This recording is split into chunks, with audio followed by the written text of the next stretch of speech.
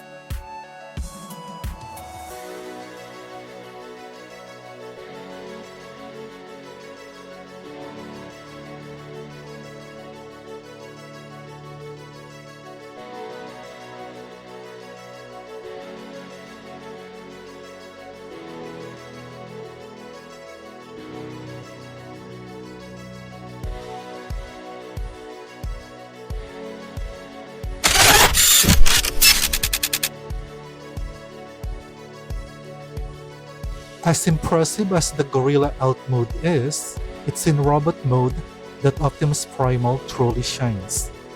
This figure remarkably captures the look of the live-action Optimus Primal, which is a feat for a transforming figure. Standing close to 7 inches or 18 centimeters tall, Optimus Primal exudes a heroic and imposing presence. While it's a slight disappointment that he doesn't come with an alternate faceplate to cover his mouth, the attention to detail more than makes up for it. The metallic portions and gorilla fur are intricately detailed and seamlessly separated, perfectly recreating his cinematic appearance. This figure truly embodies the essence of Optimus Primal, making it a standout piece in any collection. For accessories, he comes with his trademark swords that he can hold on both his hands, or you can store on his back when not in use. He also came with these chain-like option parts wherein you can combine the two swords, making it look like he has one weapon with a chain. But to be honest, I am not a fan of this look. They should have just provided a real chain instead of this. It just looks weird to me. He also came with an axe. He also came with this transwarp key, which is what they were fighting off in the movie. The dynamic articulation of the alt mode is even more impressive in robot mode. Thanks to the full range of the leg movement, now Optimus Primal can easily strike the iconic superhero landing pose. Interestingly, the superb butterfly articulation in the gorilla form reverses in robot mode, adding another layer of versatility.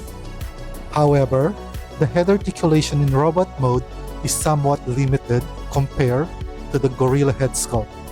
Despite this, the articulation in both modes is outstanding for a transforming figure.